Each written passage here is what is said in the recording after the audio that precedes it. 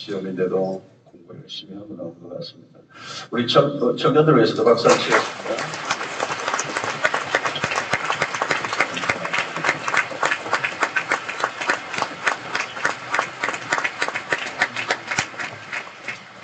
오늘은 우리 컨퍼런스를 이제 하루 종일 했습니다. 기도 컨퍼런스 했는데 검찰 주제로 했는데 전국에서 오셨어요. 전국에서 많은 교회들이 오셨는데 이제 세미나하고 가신 분들도 계시고 아마 오신 분들도 계시는 것 같은데 꽤 많이 오셨을 것 같아요. 분위기를 보니까 늦게 오신 분은 본당에 못 들으시고 평강우리 가실 것 같은데 오늘 다른 우리 교인의 아니신 이 컨퍼런스 참석하신 분들을 위해서 박수 한번 드립니다.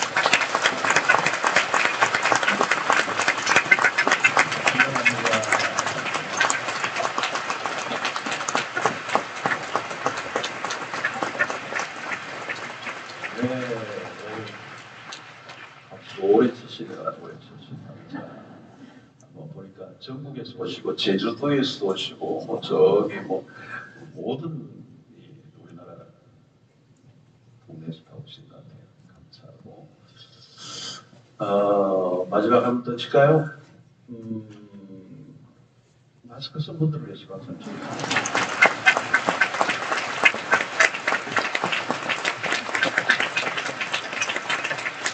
하나님께 영광의 박수 올려드리겠습니다. 하나님 감사합니다.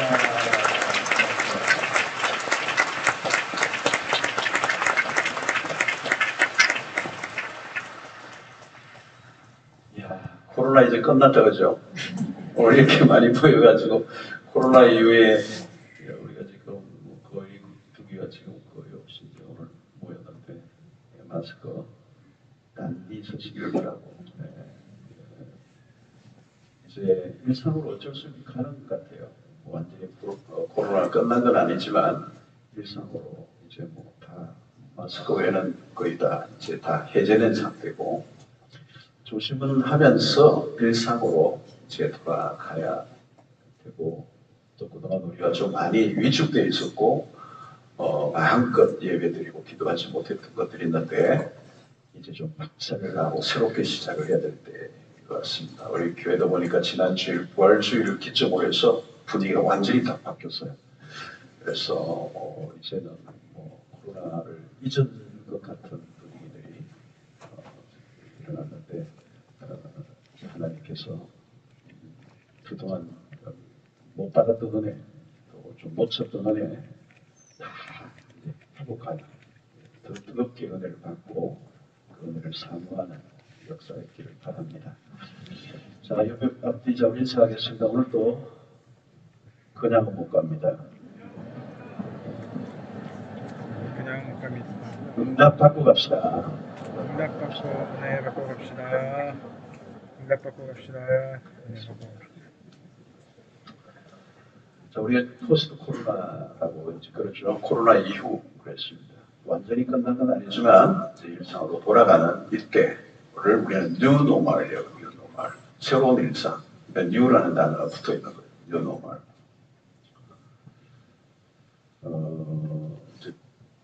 코로나로 인해서 많은 것을 이제 우리가 잃었습니다. 사실은 또 멈추었던 게 많고, 심지어는 우리가 예배를 못 드리고 본당에 들어오지도 못했을 때가 있었잖아요. 그죠?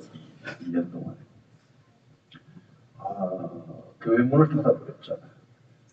상담 그걸 몇 번씩 그랬고, 저 혼자 여기서 설교하는데 자 힘들거든요. 교인들은 없고 여기서 이제 방송으로 온라인으로 설교하는. 야, 교회가 절간이 되어버렸어. 기가 막히더라고요. 이제 우리는 다시 되돌아갈 수는 없다고 해요. 그 이전과 전혀 다른 일상을 우리 맞게 됐다. 그래서 뉴노멀이라고 그랬잖아요. 자, 이것은 사실은 만만치 않은 일이죠. 한국 교회도 만만치 않은 일입니다. 그래서 많은 성도들이 히든 피플, 숨어버렸어요. 실제적으로. 그리고 아무리 얘기해도 꼼짝도 하지 않는 성도들이 있어요. 실제적으로. 근데 그게 한국 교회 전체로 합하면 엄청난 인원이에요. 이게 과제입니다. 과제.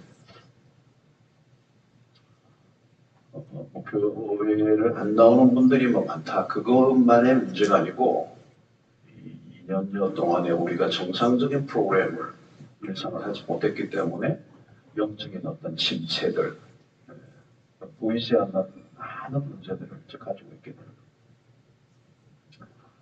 이 본당이 그때 문을 꽤 닫아 나왔을 때요. 무슨 일이 일어났는가 하면 구석구석에 곰팡이가 감히더라, 곰팡이가.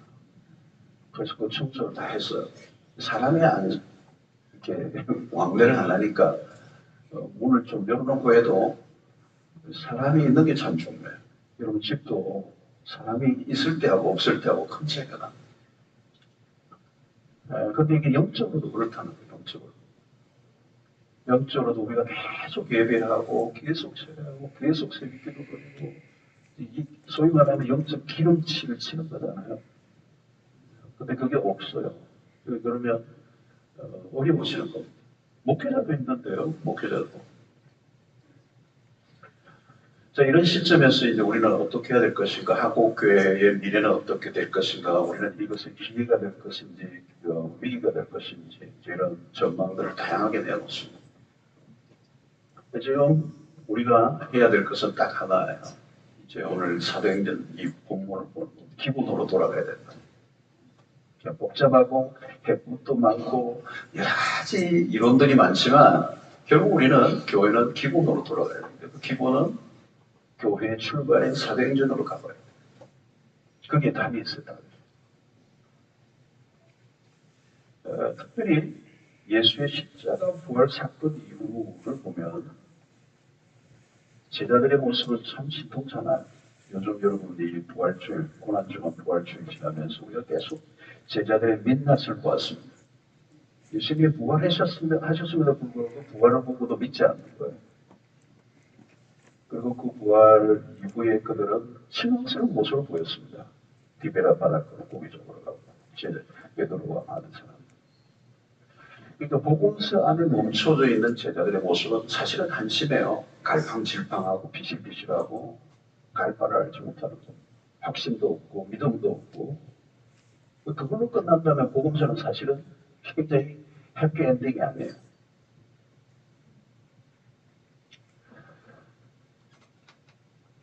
그래서 이 스탠리 존스라고 하는 유명한 인도의 선교사님입니다.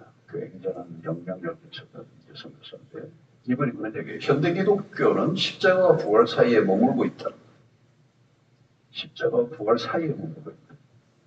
그 십자가 부활 사이에 머물고 있는 너무도 슬프고 실망스러운 모습을 보인다. 다음 단계로 가야 되는데 그 다음 단계로 못 간 것이죠. 그래서 이런 우리는 보면 복음서와 사도행전 사이에 간격이 있는 겁니다.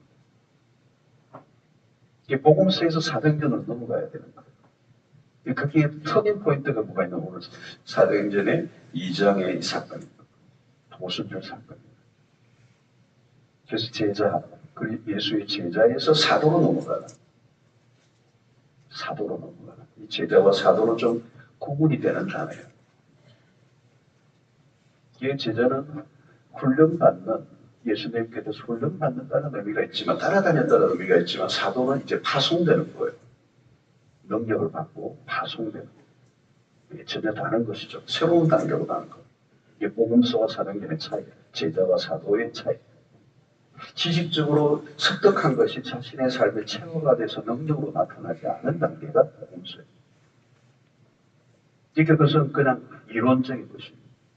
하나님의 말씀이 완전히 체화되고 육화되는 과정이 없었기 때문에 그냥 무기력한. 그런데 이제 사도행전의 이 사건이 이제 어마어마한 터닝 포인트를 가지고 교회 출발을 가지고 교회의 원형을 우리가 있었다. 자, 오순절 사건 이전에는 모든 게 혼란스러워요. 혼란스러운 겁니다. 우리 개인도 마찬가지. 신앙생활을 하는 것처럼 보이지만 성령 사건이 분명하지 않으면 모호해진다.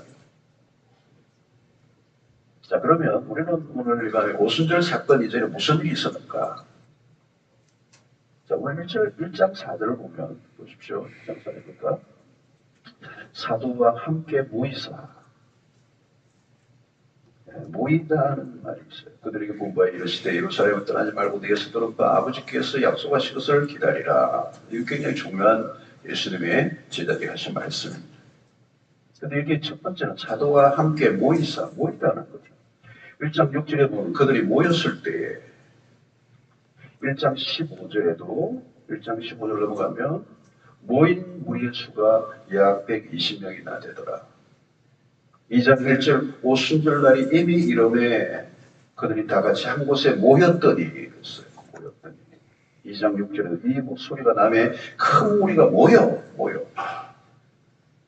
이 핵심이 모였다는 겁니다. 모였다. 자, 여러분 이게 매우 중요한 먼저 모여야 돼요. 모이게 하셨어요. 모여서 떠나지 말고 기다리라. 모였습니다. 무엇을 할 단계가 아니라 일단은 모여야 한다. 하나님은 모이는 걸 원하시는 거죠. 그 신약의 교회 탄생부터 모였다는 게 강조돼요. 모였을 때. 여러분 이게 교회의 특성이기도 합니다. 교회의 에클레시아, 이 교회의 특성은 모이다.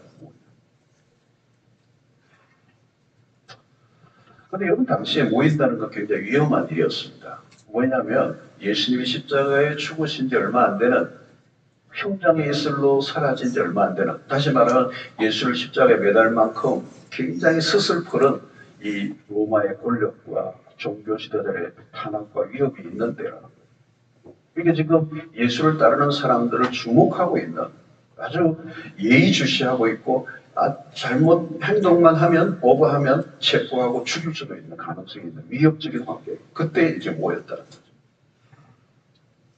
그러니까 어떤 면에서 위험을 감수하고 모인 겁니다. 웬만하면 위험을 모이지 않을 수가 있는 그런 상황에서 이들이 모였다는 데 의미가 있습니다. 그런데 왜 모였느냐? 약속하신 것이 있었기 때문입니다.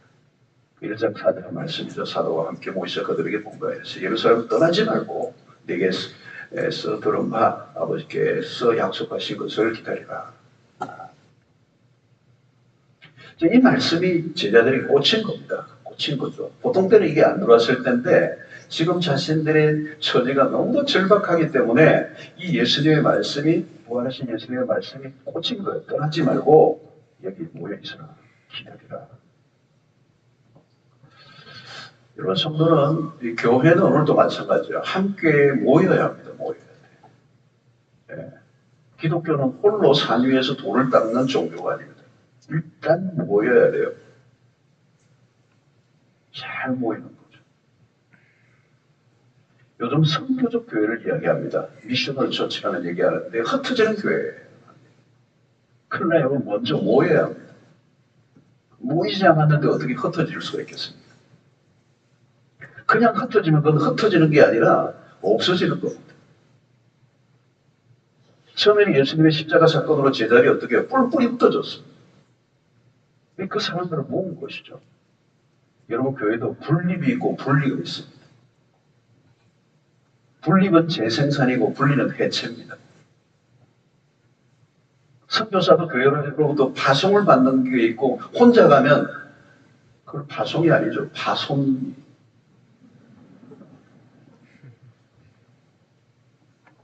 여러분 신자도 오늘날 마찬가지 모일 때 힘을 얻어요. 하나님의 공동체를 통해서 일하신다는 것. 독불장군은 안 돼요. 여러분 영적 세계에서 독불장군은 마귀의 밥입니다. 사탄은 신자들이 모인 걸 싫어합니다. 사탄이 싫어한다면 이유가 있겠죠. 여러분.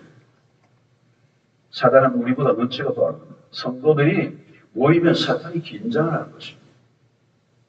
오늘도 마찬가지입니다. 교회만큼 잘 모이는 곳은 없어요.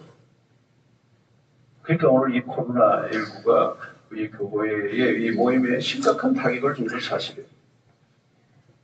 이 모이는 것이 특징입니다. 자, 근데 모여서 무엇을 하느냐 하는 거예요. 모여서 무엇을 하느냐. 오늘 1장 14절입니다. 여자들과 예수의 어머니 마리아와 예수의 아들과 더불어 마음을 같이하여 오로지 기도에 힘쓰더라.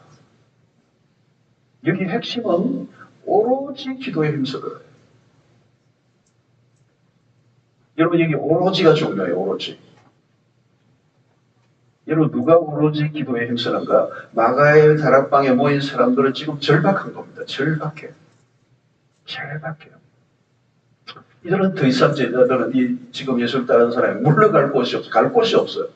다른 선택의 여지가 없어요. 여러분 언제 기도를 제대로 하는가 하면 벼랑 끝에 섰을 때예요. 오늘 밤에도 벼랑 끝에 서서 있는 분이 오신 분은 오늘 기도 잘 됩니다. 저절로 잘 됩니다.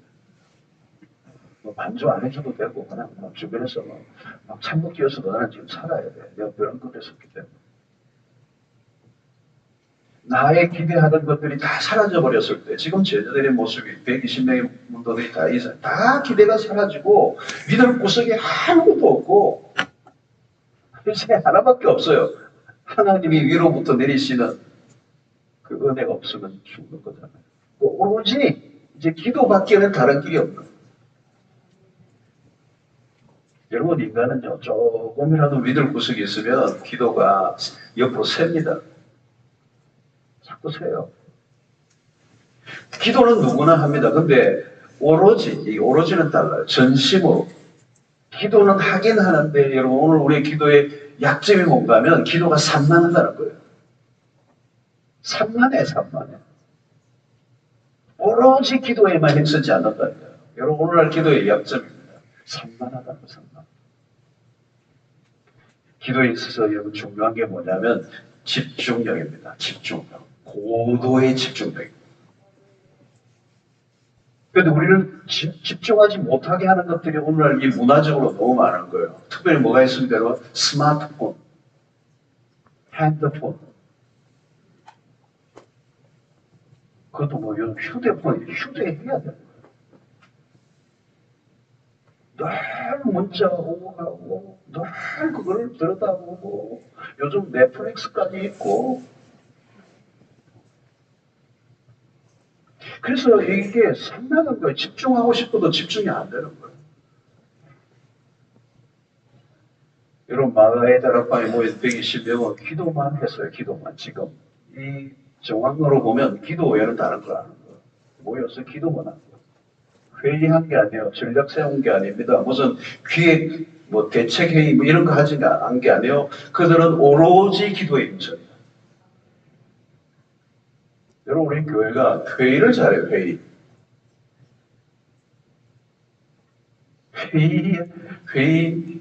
하면 자꾸 회의가 된다고 그러잖아요. 회의하면 나누어져요. 사실은. 회의 많이 하는 교회는 교회가 나누어져요. 회의해가지고 부흥했다는 교회 있는 사람 들어보세요. 회의 오래 하면 그건 혼란스러운 거예요. 갈등이라는 거예요. 오늘 여러분 이들도 회의할 수 있었겠죠, 여러분. 전략을 세워야 우리가 살아남기 위해서 우리가 어떻게 해야 되는가, 조직 뭐 이렇게 했을 겁니다. 근데 없어요. 오로지 기도했어요.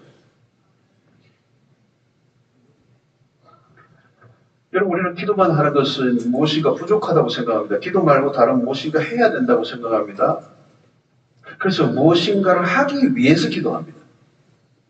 기도 자체가 목적이 되지 않을 때가 있어요. 지금은 여기에서 하고 있는 것은 그게 아니에요. 기도가 기도 자체예요. 기도가 메인이에요. 무엇을 하기 위해서 기도하는 게 아니고 기도 자체에 모든 걸 걸고 있는 것이죠. 여러분 사탄은 첫 번째는 모이지 못하게 하고요. 두 번째는 뭐하죠? 모이더라도 기도하지 못하게 해요. 세 번째, 기도하더라도 집중하지 못하게 해요. 우리를 산만하게 흔들어 놓는다는 것이죠. 별일이 아닌 것에 쫓겨다니도록 만들고 엉뚱한 곳에 마음이 빼앗기도록 만들고 오로지 기도에 힘을 써요.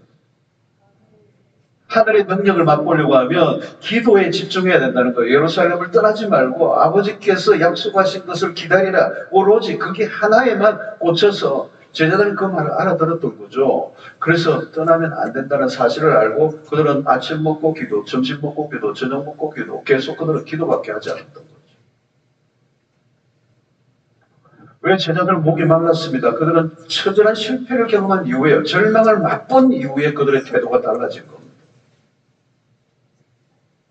실패를 통하여 낮아진 사람들 눈빛이 달라지잖아요. 겸손해져 있잖아요. 저도 그냥 기도한 겁니다. 다른 어떤 다른 게 전혀 없어요. 그냥 초집중하여 하늘의 응답을 기다리고 있는. 여러분 요즘 여러분들 기도 생활이 어떻습니까? 오로지 기도를 하려고 하면 집중해야 합니다. 삶을 단순화시켜야 합니다. 때로는 핸드폰을 꺼놓아야 됩니다. 우리 기도하다가 까똑하면 또 이게 또 한 번 왔다가 또 1분 단위로 까똑이야. 계속. 어떤 때는 까똑. 그럼 계속 봐야 되는 거죠. 스케줄을 과감하게 조절할 수도 있어요. 오로지 기도하려고 합니다. 오로지라는 말은 기도에 이부 완전 헌신한다는 얘기예요. 그게 완전 몰입한다는 거예요. 초집중을 한다는 거예요. 다른 가지를 다 쳐버렸다는 거예요. 기도에만 집중하는 거예요. 하늘의 능력을 맛보려고 하면 기도에만 집중해야 된다는 거예요. 가지를 다 쳐버리고 심플하게 만들고 단순하게 만들고 그거 외에는 다른 길이 안 보이기 때문에 다른 선택이 없기 때문에 one 옵션, one 카드 다른 길이 없어. 여러분 그런 기도해요. 오늘 이 밤에 그런 기도가 있기를 바랍니다. 너무 산만해 요즘 너무 산만해. 기도하는 건지 뭘 하는 건지 또 좀 하다 보니까 목말라도 또 한 마씩 마시고 또 조금 하려니까 또 화장실 갔다 와야 돼. 또 화장실 가니까 또 친구 만나가지고 한참 얘기해야 돼. 그또 시간 되니까 집에 가야 돼. 많은 걸 포기해야 합니다. 오로지 기도하려고. 정말 중요한 것을 위하여 덜 중요한 것을 포기해야 된다는 거예요. 우리의 몸과 마음을 뺏어가는 것들로부터 우리 자신을 철저히 보호해야 한다는 거죠. 그러지 않으면 하나님의 응답을 받을 수 없어요. 여러분 여기 특별히 오로지 기도에 힘썼다는 이 말은 다른 의미로는 뭘까요? 응답 받을 때까지 기도했다는 뜻이에요. 오로지 기도에 힘쓰는 거예요. 그들은 응답을 기다렸습니다. 그리고 하나님의 응답을 믿었습니다. 왜? 약속하셨기 때문에. 약속하신 것을 기다리라. 이런 삶을 떠나지 말고 그 말은 뭘까요? 주님께서 응답해 주시겠다는 약속이에요. 약속하신 주님을 신뢰하고 포기하지 않고 오로지 기도에 힘쓰는 것은 그 약속이 응답될 때까지 기도했다는 거잖아요. 이런 우리의 태도가 중요합니다. 우리의 태도. 오로지 기도에 힘쓰리라. 오로지 기도에만 힘쓰면 새로운 세계가 열려요. 새로운 세계가. 하나님의 은혜만을 구해보라는 거죠. 하나님의 은혜만을. 그래서 여러분 여기에서 오로지 기도에 힘쓴다는 것은 지속성, consistency, 지속성. 여러분 기도한다고 당장 역사가 일어나는 것은 아닙니다. 이분들이 120문도가 열흘 동안 기도했는데 열흘 동안에라는 것이 날짜가 정해져 있지 않아요. 하나님이 응답해 주실지는 알 수가 없는 거죠. 그들이 하루를 기도했습니다. 전심을 다해 이틀을 기도했습니다. 3일 기도했습니다. 4일 기도했습니다. 일주일이 넘어갑니다. 아무 일도 일어나지 않습니다. 그들은 모든 걸 다 포기하고 기도가 매달렸는데 일주일이 넘어가 8일이 넘어가 9일이 넘어가 아무 일도 일어나지 않아. 마치 여리고를 돌 때 한 바퀴 돌아도 아무 일도 일어나지 않고 두 바퀴 돌도 아무 일도 일어나지 않는 것처럼 아무 일이 일어나지 않는 거예요. 그때 그래도 기도하라는 거예요. 그대로. 아무 일도 일어나지 않아도 기도하라는 거예요. 여러분 기도의 자리는 시험의 자리입니다. 시험의 자리. 왜? 아무 일도 일어나지 않으면 어느 순간 불안해지는 거잖아요. 내가 기도하는데 열심히 기도하는데 새벽기도 계속 드리는데 내가 열심히 하나님 앞에 기도하는데 아무 일도 일어나지 않아 불안해지기 때문에 내가 이 잘못하는 거 아닌가? 뭐가 문제냐? 아무 변화도 일어나지 않고 시간만 낭비하는 거 아니냐? 여러분 기도 오래 하다 보면요 그런 생각 많이 듭니다. 야, 이 시간 낭비 아닌가? nothing happen. 아무 일도 일어나지 않는데 나 지금 이 시간만에 이렇게 힘만 빠지고 포기하고 싶어져요.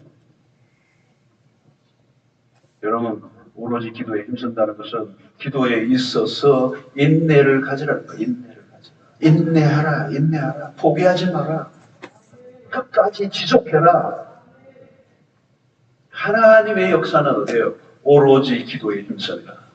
초대교회에 첫 번째 모였습니다. 그들은 오로지 집중하여 전심으로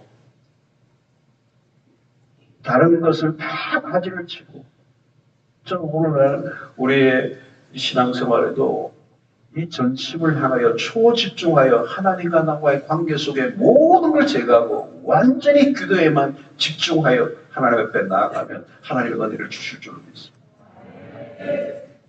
자, 오늘 보십시오. 그 결과가 오늘 2장 2절로 3절에 난간에 여러분 기도를 계속하고 있었습니다. 그런데 어떤 역사가 일어나요? 2장 2절 보시오. 호련히 하늘로부터 급하고 강한 바람 같은 소리가 있어 그들이 앉아 온 집에 가득하며 마치 불의 혀처럼 갈라지는 것들이 그들에게 보여 각 사람이 하나씩 임하여 있더니, 여기서 호련히라는 단어에 호련히 suddenly 하나님의 때가 옵니다. 언제요? 한순간. 아무리 기도를 해도 아무 일도 일어나지 않아도 기도했죠. 하나님의 역사의 때가 오면 아무 일도 일어나지 않는 것처럼 그렇게 지루하던 시간이 크로노스의 시간이 지난 어느 한순간에 카이로스가 오는데, 그때는 아주 호련히 갑작스럽게, 여러분 하나님의 역사의 특징이 뭐냐? 갑작스럽게 일어나는 거예요. 하나님의 때에 일어나는 겁니다. 마지막 주님이 오시는 날도 호련히 오실 거예요. 2000년의 역사에 아무 기적도 없고 안 오실 것 같은데 어느 날 호련히 임하신다는 거예요. 응답도 그렇습니다, 여러분. 응답이 될 것 같지 않고 너무 지루하고 미칠 것 같고 포기할 것 같고 그런데도 계속 하는데 어느 날 하나님이 호련히 응답하실 역사가,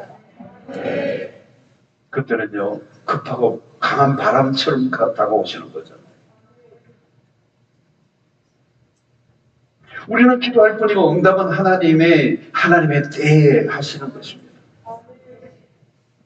자, 오늘 3절을 보면 성령의 누구에게 말씀입니까? 각 사람 위에 하나씩 임하여 있더니 그랬어요. 마가의 다락방에 모인 사람들 모두에게 성령이 임하셨습니다. 공동체에 있는 게 얼마나 중요합니까, 여러분? 아마 이 안에 있었던 120명 모두가 오로지 기도에 힘썼는지는 잘 모르겠어요. 그러나 중요한 것은 그 120명 안에 마가의 다락방에 함께 모여 있었던 사람들 모두가 성령이 임하신 거예요. 공동체 안에 있는 게 중요하다는 거예요. 모일 때 모이는 것이 중요하다는 겁니다. 그 모여있는 사람들 위에 성령이 임하시고 공동체적으로 임하실 뿐만 아니라 각 사람 위에 한 사람 한 사람에게 임하여 주셨다는 거죠. 공동체가 기도로 하나가 되고 집중하여 오로지 기도에 힘쓸 때 무슨 일이 일어나는지 아무도 알 수가 없어요. 그것보다 강력한 것은 없습니다. 하나님은 능력을 주시기를 원하십니다. 하나님은 하늘의 능력을, 무한 능력을 갖고 계시는 분입니다. 그리고 이 능력을 당신의 백성들에게 주시기를 원하세요. 그런데 누구에게? 오로지 그 능력을 사모하며 간절하게 절박하게 전심으로 포기하지 않고 집중하여 그것만을 구하고 있는 사람들에게 응답해 주세요. 그것만. 난 다른 거 필요 없습니다. 그것만 주십시오. 약속하신 그것만 주십시오. 그것으로 충분합니다. 하나님의 주신 것으로 나는 만족합니다. 이거 있어야 된다는 거죠. 자, 성령이, 여러분, 하나님이 우리에게 응답해 주실 때 그런 거예요. 우리가 대충 그냥 기도한다고 하나님이 막 신경을 써서 주시는 게, 그거 우리가 대충 기도하는 거예요.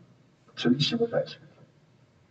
자, 성령이 어떻게 임하셨습니까? 우리가 잘 아는 것처럼 불처럼 바람처럼 임하셨습니다. 이것은 상징이죠. 불과 바람은 자연적 현상에서 가장 강력한 인간이 통제할 수 없는 일들, 이 통제 바깥에서 일어나는 독특한 경험, 이 분명한 것은 이 불처럼 바람처럼 임하시는 성령으로 인하여 이 거대한 전환점이라는 초대교회가 탄생이 되는 역사가 일어났다는 거죠. 첫 번째는 여러분, 성령이 불같이 임하셨다. 불은, 여러분, 불의 특성이 뭐 여러 가지인데 그 중에 하나가 태우는 겁니다. 더러운 것을 태우는. 성령은 우리의 영혼에 들어온 죄를 다 불태우는, 우리를 정결하게 하는 역사가 일어납니다. 이전에 보지 못했던 죄들이 드러나게 하고 그 죄를 다 태우는 역사가 이 성령의 역사입니다. 성령이 임하시면 회개하지 않을 수가 없어요. 그래서 이 2장에 보면 성령의 역사로 인하여 회개하고 성령을 받으라. 성령은 죄를 드러내시고 죄를 또 회개한 자들을 싸매어 주시고 회복시켜 주시는 역사예요. 여러분, 오늘 우리 인생의 일평생 제일 힘든 게 뭡니까? 죄입니다. 죄. 우리가 죄를 못 이겨요. 죄를 못 이겨줘요.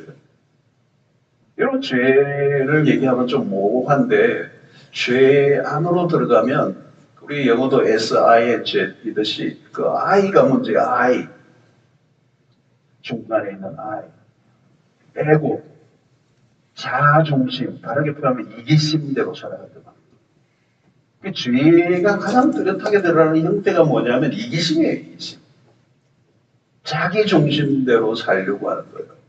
그죠? 욕심이나 이런 게 다 뭐예요? 자기 중심적으로 살아가려고 하는 거예요. 일평생 나라고 하는 울타리를 못 벗어나.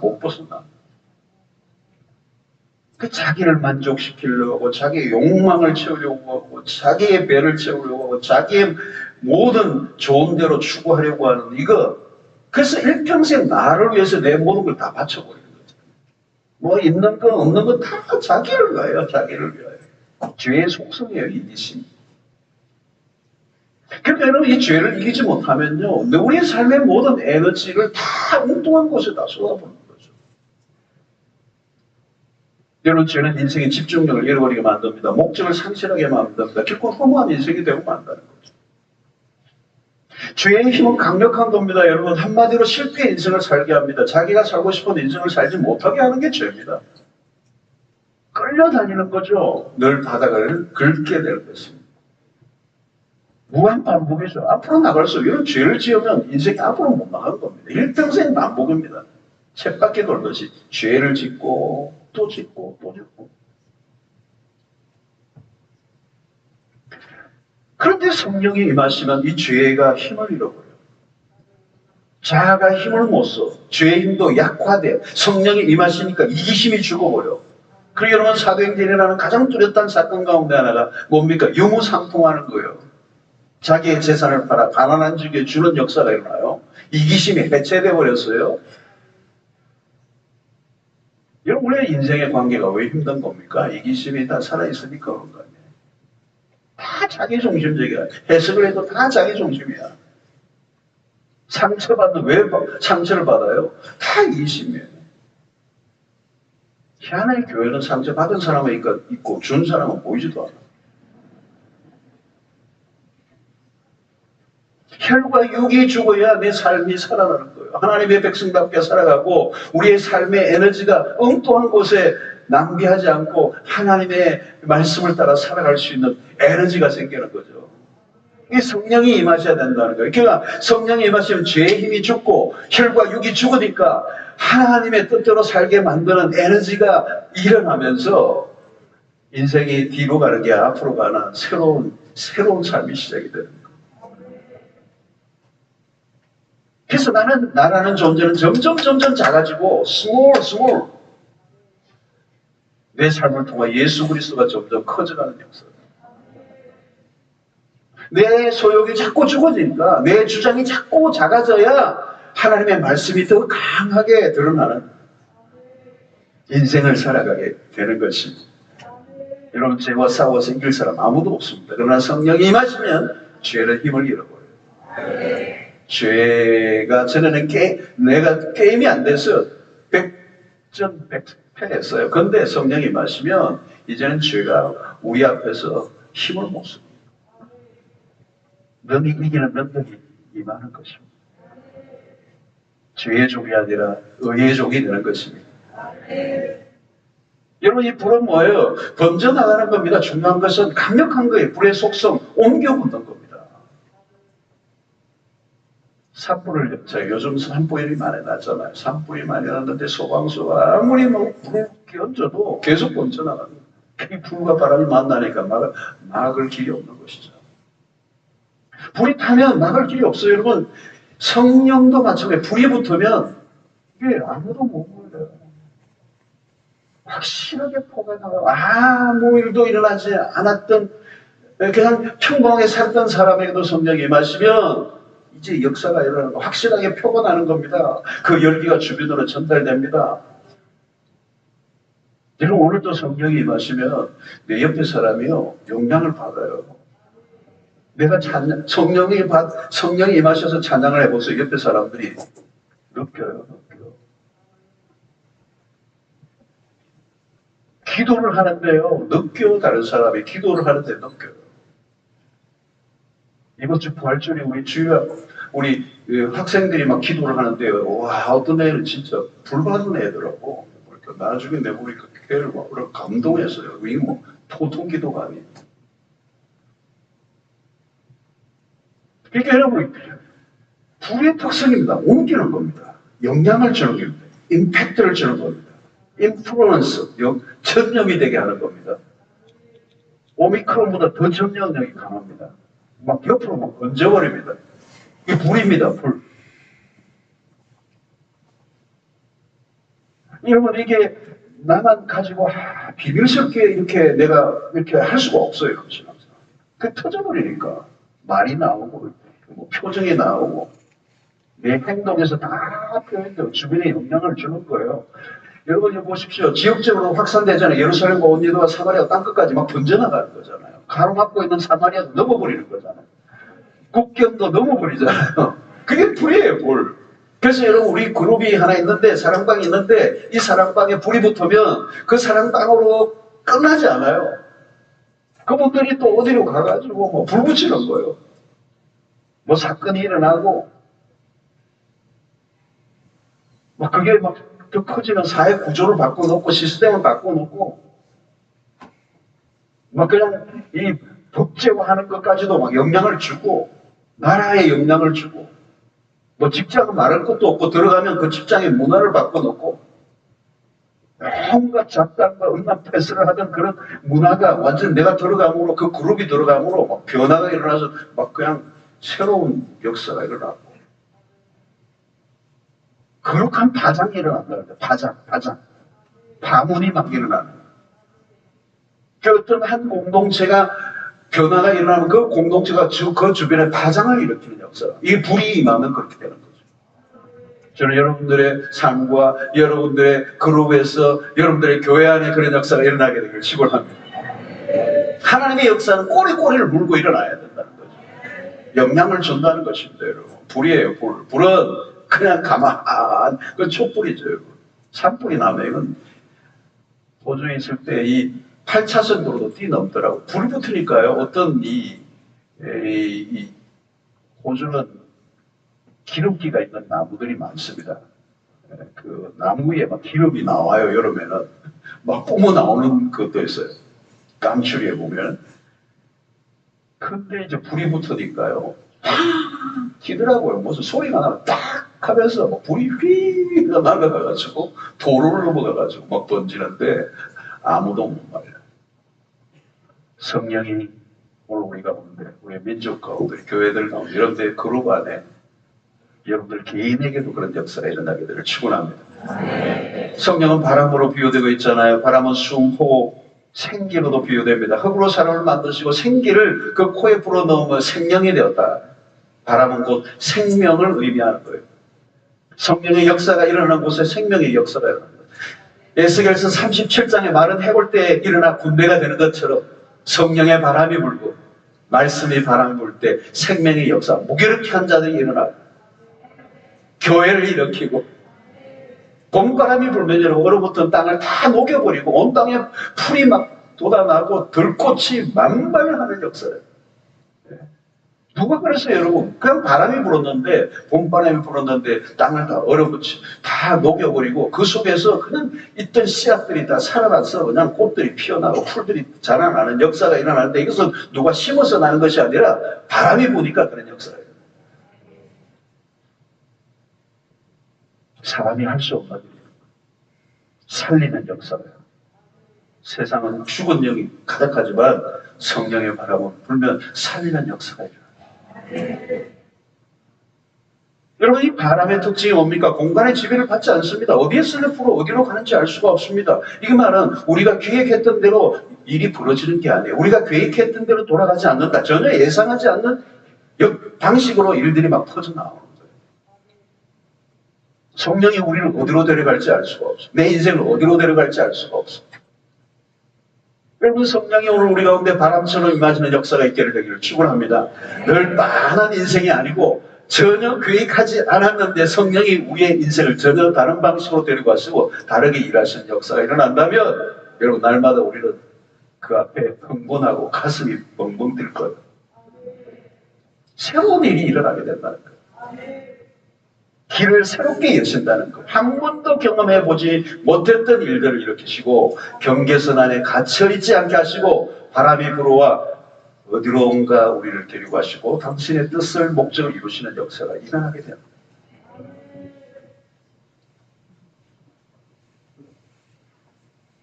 우리가 밋밋하고 변화없는 그저 그런 빤한 계산에 가득한 그 울타리에 갇혀있는 일상이 아니라 새로운 일상에 성령의 바람이 불어서 어떤 때는 불안하기도 하고 어떤 때는 위험스럽게 보일지 모르지만 성령의 바람이 불어 우리를 인도한다면 거기에 맡기시면 되는 거예요. 성령은 가장 놀라운 길로 우리를 인도해 주실 것이기 때문에 염려할 필요가 없는 것입니다. 여러분, 성령 임하실 때 또 하나의 역사에 모여서 여러분 12절 13절에 보면 또 다 놀라며 당황해서 이르되 이 어찌 된 일이냐 하며 또 어떤 이들은 조롱하여 이르되 그들이 새술에 취하였다 하더라. 세상 사람들이 보기에 그 사도들의 모습이 술 취한 것 같은 거예요. 술 취한 거예요. 저 무슨 술이냐 그래요. 진로냐 뭐냐. 갑자기 왜 진로가 나왔지? 광고해 준 것 같은데. 비정상적으로 보인 거죠, 저들이.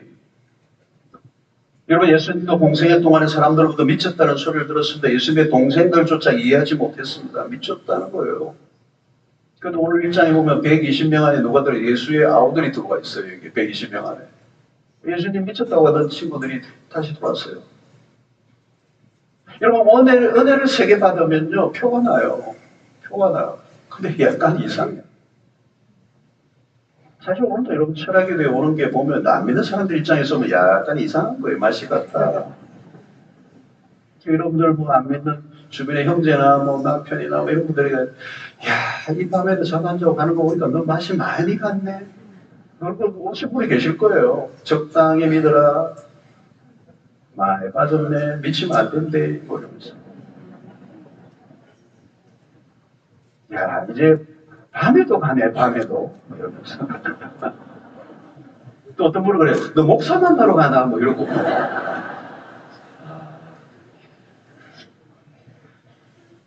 목사가 너무 잘생기면 위험해요. 안 되고, 오해를 많이 받아. 이 정도 돼야, 큰 무리 없이, 무리 없는.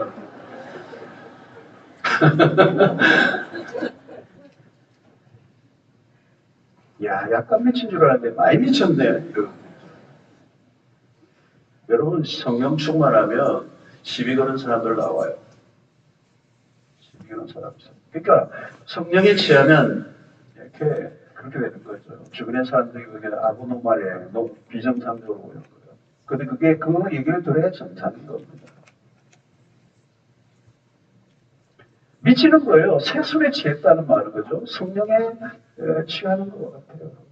그래서 이전에 경험하지 못했던 거죠. 새로운 맛이 옛날에 좋아했던 게 싫어지고 옛날에 싫어했는데 내가 좋아지고 좋아했던 취미도 시큰둥해져요. 여러분 진짜 은혜 확 임하면요. 옛날에 그렇게 좋아하고 돈을 막 시간 돈 막 다 쏟아 넣었는데 재미가 하나도 없어요. 취미생활도 뭐 돈이 많이 든 취미생활 한 분들 계세요. 근데 다 재미가 없었죠. 빛을 잃어버려. 무엇을 먹을까, 무엇을 입을까, 마실까, 이슈가 안 돼, 이슈가 안 돼. 원내는 것도 이슈가 안 돼. 그 거룩한 거지는 아니지만 대충 하는 거예요. 옛날에는 막 못을 내고 막 이러는데 그렇게 못 내는 거에 대해서 별로 의미를 못 찾는 거예요. 더 높은 가치를 내가 발견하니까. 쓸데없는 일에 돈 안 써요. 쓸데없는 일에 에너지를 안 쏟는다. 힘을 빼지 않는다는 거예요. 싸우지도 않아. 싸울 일이 없어요. 싸울 일이 뭐가 있어요. 죽겠다면 다 죽으면 되는 거고. 싸울 일이 없어요. 법적 다툼할 것도 없어요. 누가 뭐 우기면 죽으면 돼요. 제대로 미치면 행복한 줄로 믿습니다. 무엇이든지 미쳐야 되죠. 여러분 미쳐야 되죠. 요즘 세상이 다 미쳤잖아요. 너무 미쳤어. 그게 보험도 많이 들면 안 되겠더라고. 남편을 죽여. 보험 그에 드신 가정 하여튼 주무실 때도 조심하시고 밥 먹을 때도 조심하시고 국 먹을 때도 조심하시고 너무 고가라고 확인하셔야 돼요. 그에 드신 분 간담이 서늘해지더라고. 그 뉴스 보니까. 돈이 미치게 하는 거잖아요. 자기 남편을 죽이는 거잖아요. 미친 거죠, 여러분. 미친 거죠. 그게. 돈이 사람을 미치게 하는 거예요. 돈 하니까 돈다. 그 말이 맞아요. 그 돈이 또 돼지 돈자이기도 해요. 돼지처럼 사는 거예요, 잘못하면. 돈을 성에 미친 사람들을 말하는 거예요. 돈, 권력, 섹스, 세 가지잖아요. 리처드 포스트가 얘기했던. 어떤 사람은요, 교회를 다니는데도 별짓 다 해요, 바깥에서. 새벽 기도도 나와. 새벽 기도 나와도 나 못 믿어요. 철야 나온 사람도 나 못 믿어요.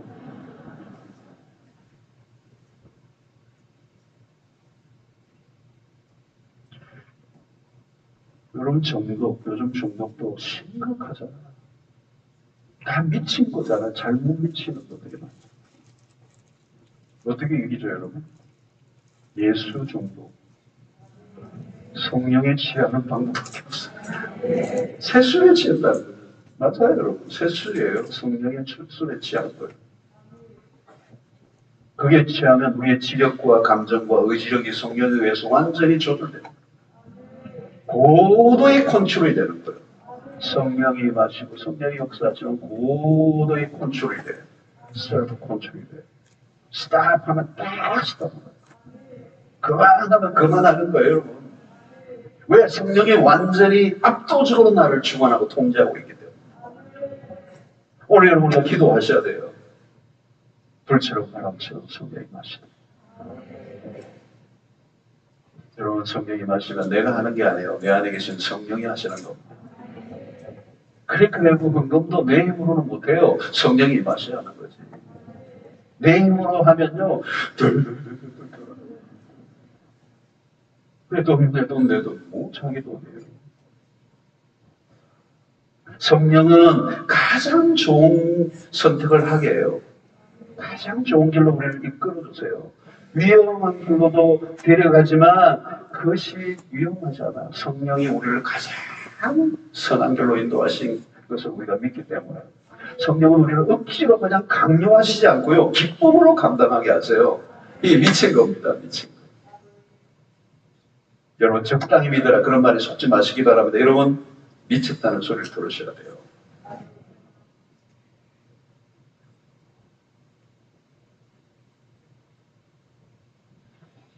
시간이 많이 가버렸네. 자, 오늘 우리가 이 2장에서 우리가 또 하나 빼뜨리지 말아야 이렇게 2장 17절 있잖아요. 하나님의 말씀하시길 말하시 내가 내 영을 모든 역사에 부어주리니 너희의 자녀들 예언할 것이 너희의 젊은이로 환상을 보고 너희의 늙은이는 꿈을 꾸리라. 왜 성령이 하시는 일이라는 거죠. 여러분 우리가 뭐 꿈을 가지자, 뭐 환상을 가지자, 비전을 품자 그런 말은 할 필요 없고요. 성령이 임하시면 저절로 뭐가 주어져요? 꿈, 비전, 환상, 예언 것들이 저절로 찾아와요. 성령이 우리 안에 어떤 생각을 주시고 감동을 주시고 어떤 확신을 주시고, 그게 성령으로부터 오는 것이라는 거죠. 성령이 임하시면 특징이 뭐냐? 미래적이에요, 미래적. 이 꿈, 환상, 예언이 다 미래에 관한 것입니다. 특징이 미래예요. 왕년 아니에요. 과거 아니에요. 여러분, 성령이 임하면 옛날 얘기 아니에요. 과거, 왕년에 다 소용없어요. 미래를 보게 하는 거죠. 여러분, 예수님의 부활로 된 제자들이 디베라 바다로 떠났는데 이 베드로가 미래가 보이지 않은 거예요. 왜 자포자기 상태에 빠집니다. 그들이 실패한 것 때문에 절망감, 스스로에 대한 그런 분노, 그죠? 자신에 대한 실망, 자학, 원망, 이런 것들이 나왔거든요. 근데 성령이 임하시자 달라졌어요. 자녀들은 예언할 것이고 젊은들 환상을 보고 늙은이들 꿈을 꾸리라. 어린아이들이 예언을 했다는 말, 늙은이가 꿈을 꿨다는 게 엄청난 얘기죠. 미래에 관한 일. 여러분, 성령이 임하시면 나이와 상관없어요. 상황과 상관없어요. 내 형편과 상관이 없어요. 내가 어떤 처지에 있는가 중요하지예요.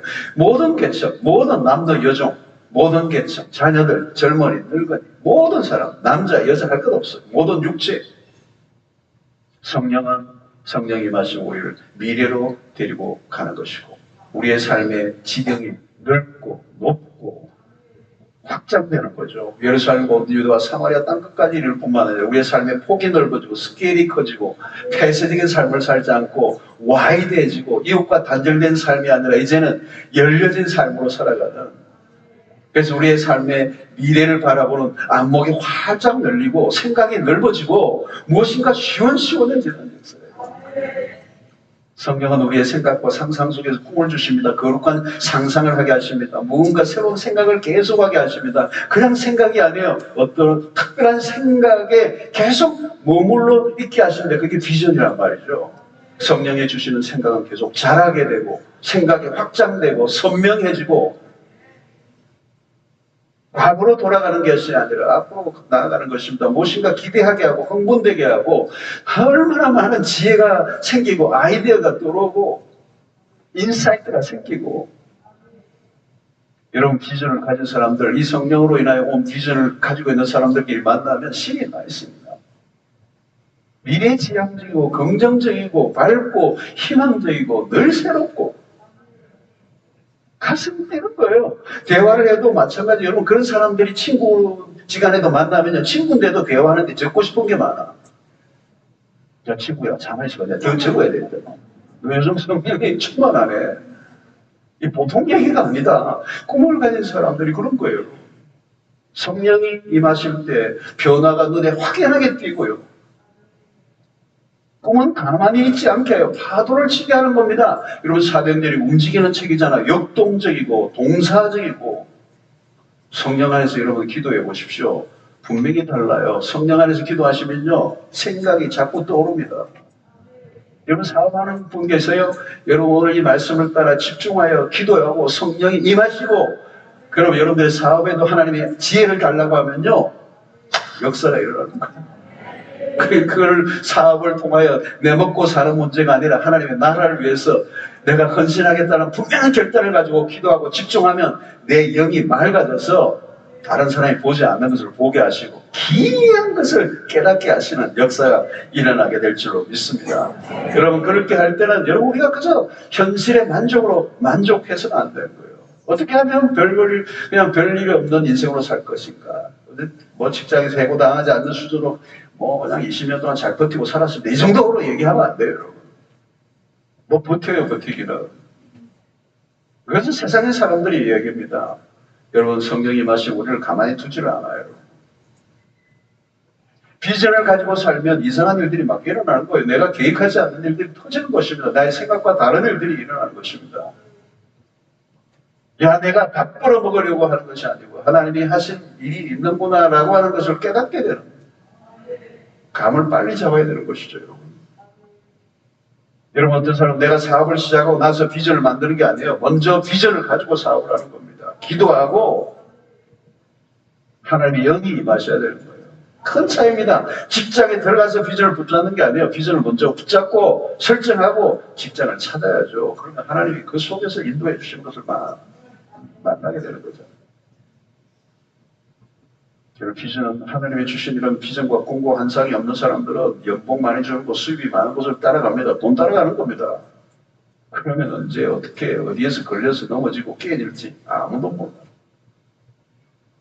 여러분, 하늘의 꿈을 가진 사람들은 연봉 많다고 직장 옮기지 않습니다. 성령이 주신 비전이 아니면 돈을 산더미처럼 쌓아주고 따라가지 않습니다. 물론 그 길이 쉽지는 않지만 현실적으로 어려움이 올 때도 있지만 여러분, 하나님이 주신 분명한 것을 붙잡는 사람들은 포기하지 않습니다.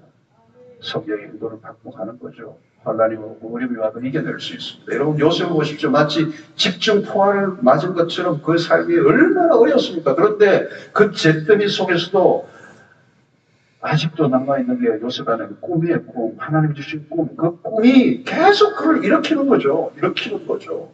그래서 어떤 위험이 와도 어려움이 와도 이겨내잖아요. 보디발의 아내의 그 유혹이 와도 흔들리지 않는 거잖아요. 왜? 꿈이 계속 살아있으니까.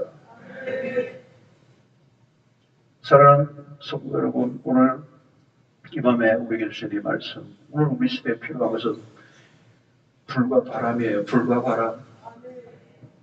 불이 임해야 돼요. 우리의 신앙에 불길이 타오르, 불이 타오르. 교회도 불이 필요합니다. 바람이 필요해요. 바람이 필요해요. 꽁냥꽁냥 하는 그런 정도가 아니라 바람이 불어야 돼. 바람이. 파도가 쳐야 돼요. 파도가 쳐야 돼. 여러분, 우리에게 다른 것은 없어도 돼요. 무엇이 더 주어지면 여러분 우리가 만족할 것 같습니까? 다른 거 다 없어도 됩니다. 여러분, 기도의 제목의 1순위가 뭡니까? 돈입니까? 부동산입니까? 건강입니까? 뭐예요? 어떤 능력입니까? 오늘날의 교회도 마찬가지 다 가졌는데 이 불과 바람이 없어요. 불처럼 바람처럼 임하시는 성령. 성령이 임하셔야 합니다. 불과 바람이 불지 않으면 우리는 아무것도 할 수 없어요. 초대교회에서 우리는 답을 얻습니다. 어떻게 해요? 오로지 기도하기를 했어요. 오로지 기도하기를 했어요. 오로지 간절하게 매달려요. 여러분, 이것은 누구예요? 영적으로 굶주린 자들이에요. 하나님 외에는 답이 없다고 생각하는 사람들. 하나님에게만 매달리는 거예요. 십자가와 부활 사이에 머뭇거리는 신약의 교회가 아니라 사도행전의 역사를 일으키는 이 오순절의 역사가 오늘도 우리 가운데 불처럼 바람씩 위하시는 성령이나 여러분들의 한계를 뛰어넘는 그 지루한 종교 생활을 청산하는 사도행전의 역사가 여러분들에게 일어나게 될 주의 이름으로 축원합니다. 그래서 오늘 우리는 어느 때보다도 산만한 이 시대의 영적 집중력을 기르는 영적인 집중력이 있어요. 오직 기도에 전력을 다하는 한국교회가 이 기도로 돌아가야 돼요. 기도로 돌아가야 돼요. 전력하여 오로지 기도에만 모든 것을 쏟아붓고 그 이후에는 아무것도 안 하겠다라고 하는 이런 이 120문도가 가졌던 그런 영적 태도를 우리도 회복한다면 하늘의 능력을 우리에게 부어주실 줄로 믿고 오늘 한국교회가 다시 살아나서 우리를 통하여 하나님의 나라가 이 땅 가운데 확장되고 우리가 이전에 한 번도 경험해보지 못했던 놀라운 역사를 경험하는 여러분들의 개인의 신앙과 여러분들의 교회, 여러분들의 모든 신앙의 영역이 될 수 있게 되기를 축원합니다. 그래서 오늘 이 메시지의 핵심은 이거예요. 모여야 한다. 그리고 간절히 위로부터 능력을 구해야 한다. 그리고 임하면 다시 흩어져야 된다. 세상으로 사명을 가지고 하나님의 능력을 가지고 세상 가운데 나가서 담대히 거침없이 나가서 하나님의 능력을 드러내고 복음을 전도하여 예루살렘과 온 유대와 사마리아 땅끝까지 이르러 정의될 때뿐만 아니라 하나님의 나라가 이 땅 가운데 임하게 하나님의 쓰임받는 여러분들 되시길 주의 이름으로 축원합니다. 자, 348장으로 찬양하고 우리 기도하는 시간도 갖겠습니다. 348장 후무한 시절 지날